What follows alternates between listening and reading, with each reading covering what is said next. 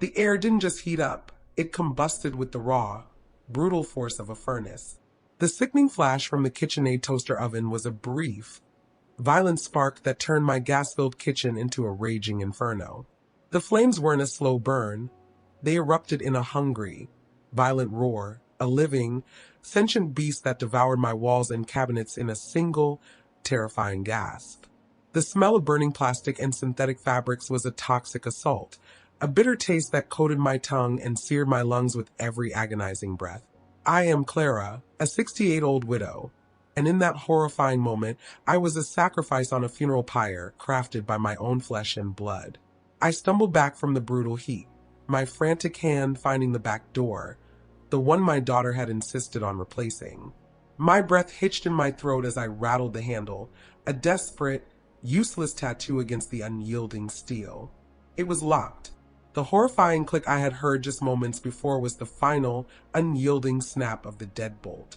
A wave of sickening dread washed over me, colder than the Miami humidity, as I realized the back door was now sealed with an unnerving finality. My heart hammered against my ribs, a frantic bird trapped in a cage of bone. I threw my full weight against the door, my shoulders slamming against the unyielding wood. A raw, desperate effort that was as futile as it was agonizing. Through the shimmering, distorted veil of the heat, I could almost see her face, her cold, calculating eyes superimposed on the inferno, a chilling, predatory hunger for the life insurance money she believed was her salvation. My life, my legacy, my very breath, were about to be consumed by her greed. The ceramic tiles beneath my feet blistered, a searing tribute to Isabella's malice. As the smoke choked the air and stole my sight, the raw, desperate scream that had built in my lungs died, replaced by a profound, soul-crushing despair. My knees gave way, and I collapsed onto the blistering floor.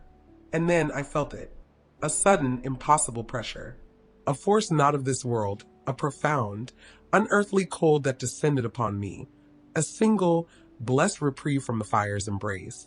My life was not hers to claim. My story, it seemed, was just beginning.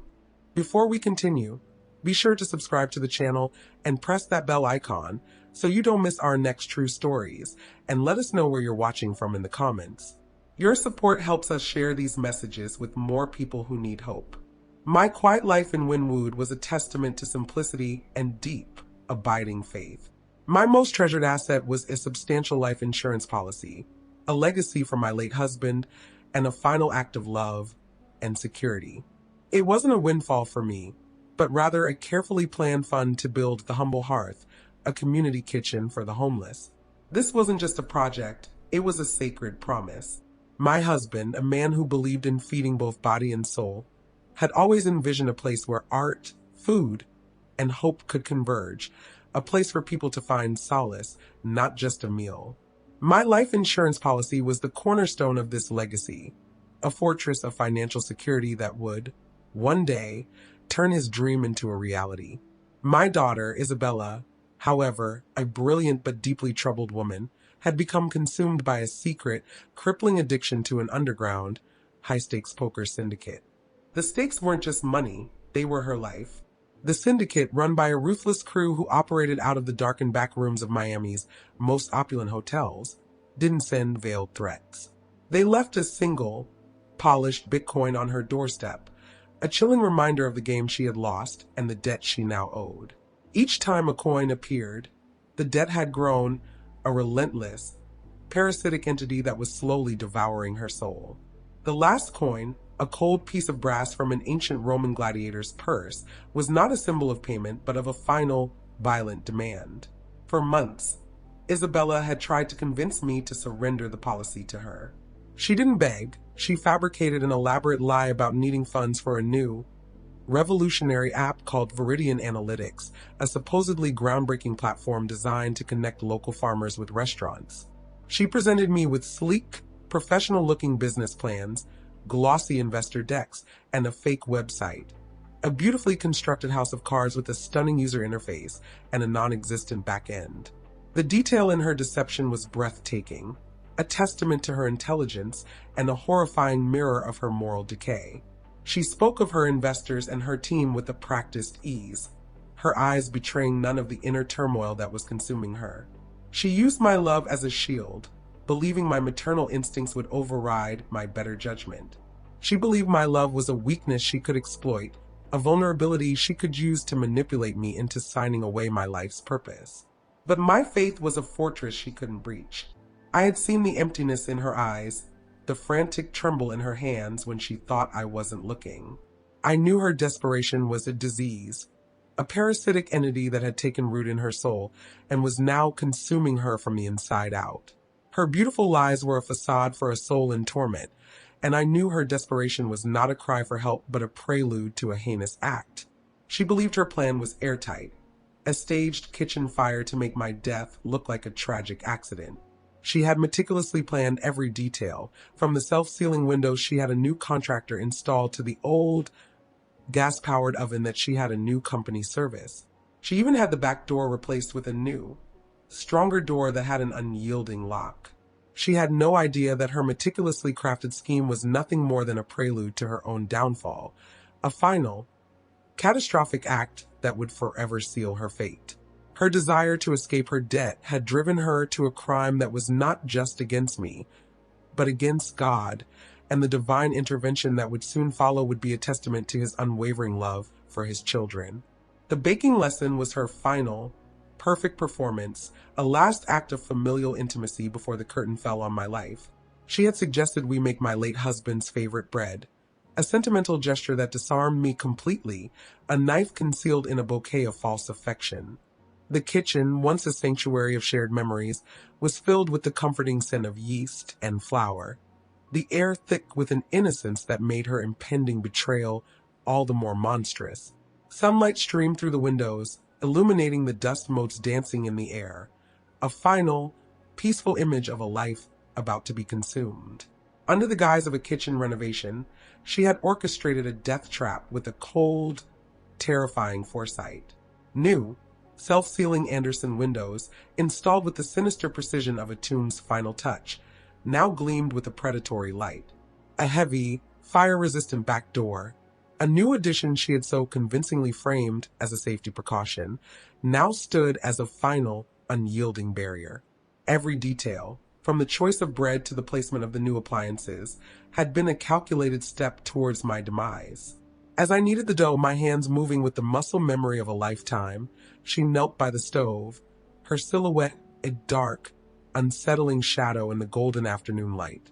"I'm just checking the gas line, Mom," she said, her voice a little too sweet, a little too practiced, a voice devoid of the genuine warmth that had once been her hallmark. My heart, filled with a mother's innocent love, never registered the discordant note in her tone. I heard a soft, distinct click and a faint hiss as she detached a safety valve, her hands moving with the cold, unfeeling efficiency of a surgeon. Her back was to me, but I didn't need to see her face to know the truth.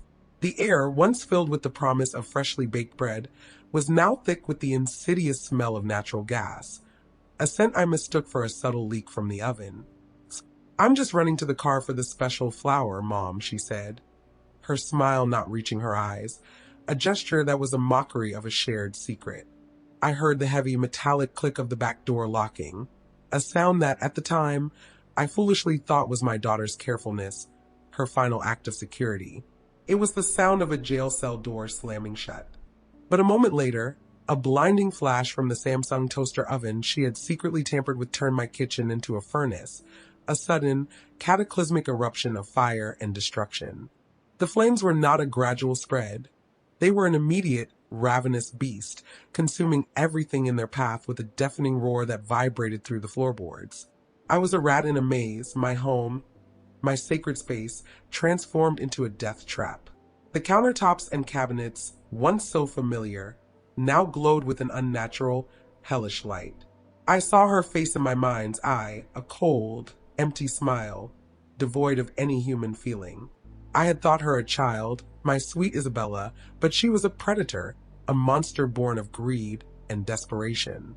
The air, once filled with the sweet scent of baking dough, was now a choking miasma of smoke and heat, a suffocating shroud that clung to my skin and seared my lungs with every agonizing breath.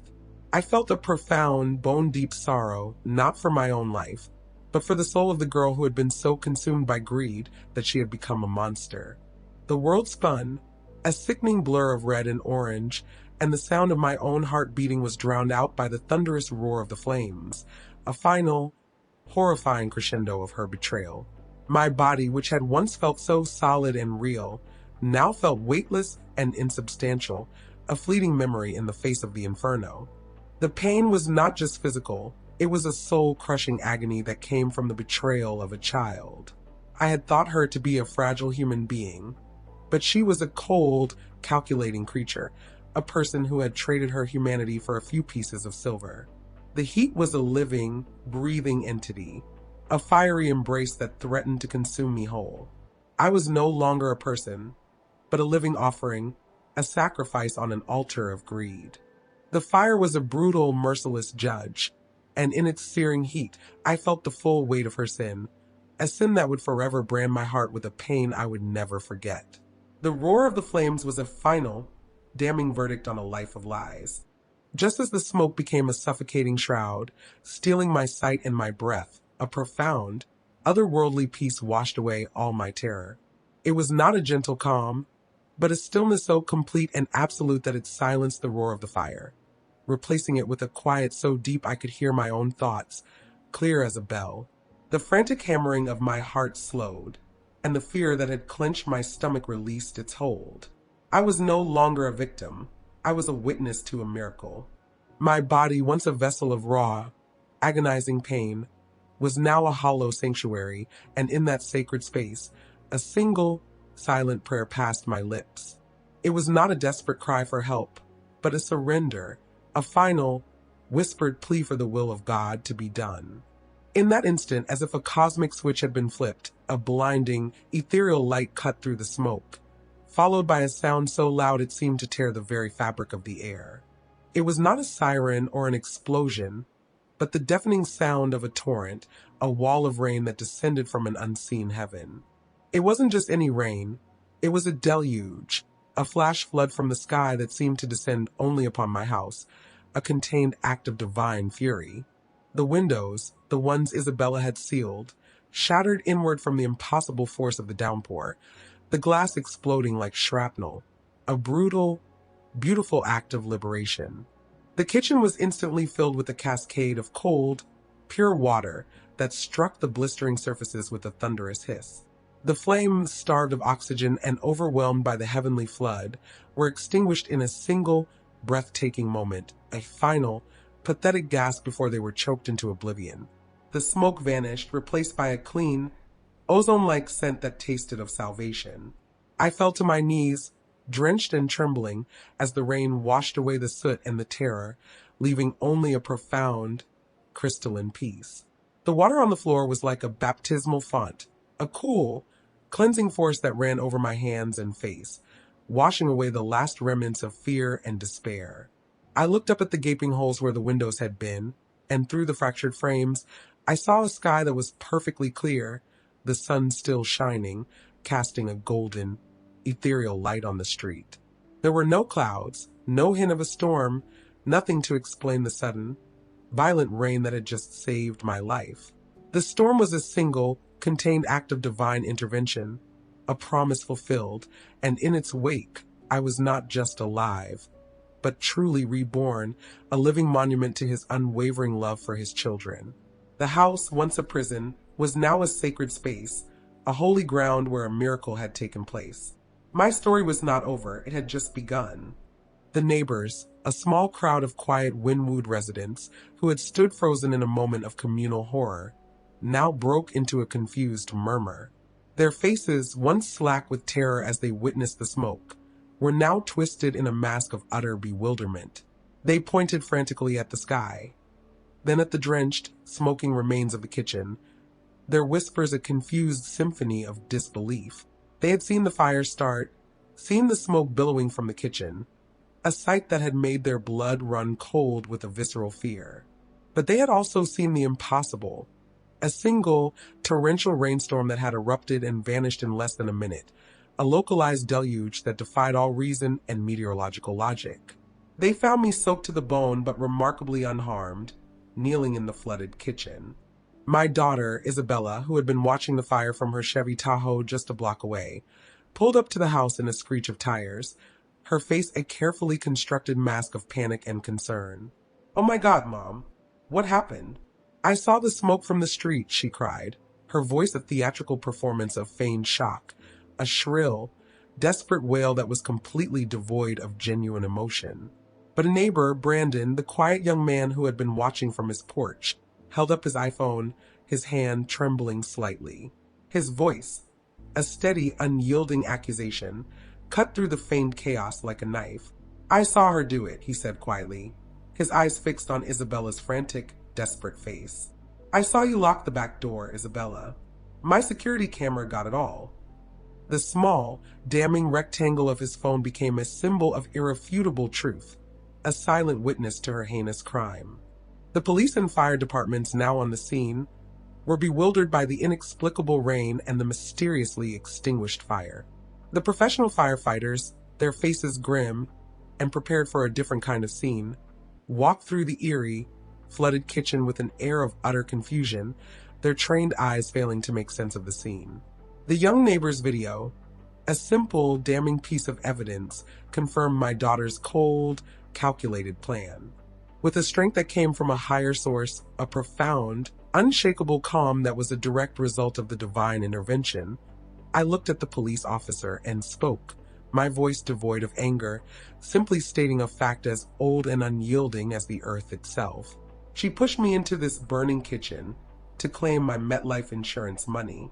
Isabella's facade crumbled instantly, her face, once a mask of feigned concern, contorting into a grotesque grimace of pure terror. Her meticulously crafted plan had failed in the most spectacular and public way imaginable, and the victory she had tasted only moments before had turned to ash in her mouth. Her eyes went wide with a raw, animalistic fear as the sirens of the fire trucks, once a sign of salvation, wailed in the background, a final, cacophonous symphony of her complete and total defeat.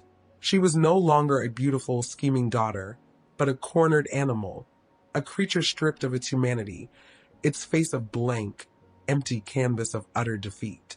The look in her eyes was one of pure, raw terror, a complete and total breakdown of the monster she had become. As the police moved to detain her, the flashing red and blue lights of the cruisers seemed to mock her with their brilliance. Isabella, in a blind, animalistic panic, stumbled backward, her gaze locked on the approaching officers. She tripped over a simple garden hose, a mundane object that became an instrument of merciless fate, and fell face first into the open back door. The metal framing was still radiating a brutal, searing heat from the inferno, and a pile of charred, smoldering debris lay at its base. A raw, guttural scream, a sound of pure, unadulterated agony ripped from her throat. It was not a sound of fear, but of soul-shattering pain so profound it silenced the entire street. The foul, acrid odor that clung to the humid air, the unmistakable scent of burning flesh, was a horrifying, sickening parody of the burnt offering she had intended for me. The police and paramedics, hardened by years of dealing with trauma, fell silent, their faces grim and pale as they were confronted with a scene of such raw, visceral horror. They pulled her away from the wreckage, but the damage was already done. Her hands, the once graceful, plodding hands that had so meticulously detached the gas valve and locked the back door, were now a grotesque, mangled mess of seared flesh, molten metal, and charred bone. The skin had peeled away like discarded paper, revealing the raw, exposed nerves and tendons beneath. She was rushed to the hospital in a blur of sirens and frantic voices, where a team of burn specialists worked feverishly, a last, desperate attempt to save her hands. But the damage was too severe. The doctor's prognosis was a sentence far more brutal than any jail time could ever be. The burns were classified as third degree, reaching deep into the dermis and muscle, searing through every layer of skin. The relentless heat had not only cauterized the nerve endings, rendering her hands a numbed, useless mess, but had begun a process of ossification, fusing the delicate bones of her fingers into a grotesque, immovable cage of scar tissue and fused bone. She, who had tried to take my life for my life insurance, was now a cripple. Her hands, which had so ruthlessly tampered with the gas line and held the keys to my death, were now a living, constant monument to her sin. The poetic justice was a chilling, undeniable truth.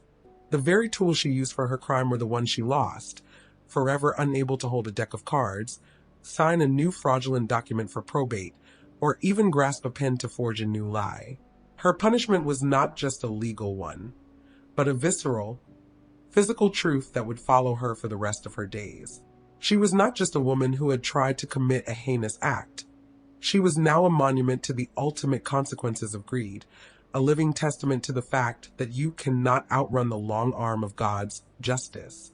Her downfall was not a fall from grace, but a descent into the hell of her own making, a punishment not from me, but from a God who had seen everything. Today, my life stands as a testament to the power of grace and purpose. I used the MetLife insurance money to build the Humble Hearth, a community kitchen that honors my late husband's unwavering faith. It's a vibrant, colorful building with walls adorned with the work of local street artists from the Wynwood neighborhood, and the air is always filled with the comforting smell of fresh food. We don't just serve meals, we serve hope, and I've watched people find their footing and purpose again. Meanwhile, my daughter Isabella is confined to a long-term care facility, her mind a prison of her own making and her body a constant reminder of her crime. I visit her often, not to judge, but to offer a love she once tried to extinguish. She rarely looks at me, but sometimes when I read from the Bible, she will reach out a scarred, misshapen hand that can no longer grip a card or a pen and try to hold mine. In those moments, I am reminded of God's promise from the book of Isaiah. When you walk through the fire, you will not be burned. The flames will not set you ablaze. And I pray that one day, she too will find her way back to the light. The greatest lesson I learned is that God's justice is not about revenge, but about restoring us to a place of grace. My life, once nearly stolen by malice, has been given back to me tenfold, not through bitterness, but through divine intervention. If you are struggling with a similar betrayal, remember that your story is not over. You have the power to turn your pain into a platform for hope and healing. Be a beacon of light in your own darkness. Your support helps us share these messages of hope and resilience with more people who are searching for their own beacon of light in the darkness. Thank you, and may God bless you in your darkest moments and beyond.